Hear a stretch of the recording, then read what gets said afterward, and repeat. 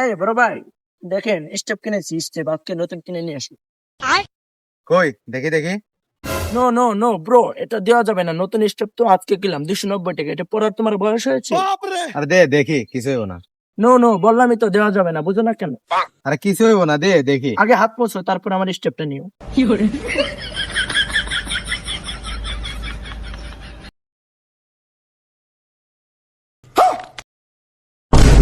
কিরে, কি হয়েছে তোর? কিরে, কথা কাস না কে? কিরে, মরলো নাকি? না ভাই, জুতাটা দিয়া দিই। আদার তোর স্টেপ।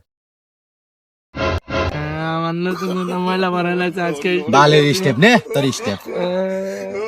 নতুন জুতা ময়লা ভরা লাগছে।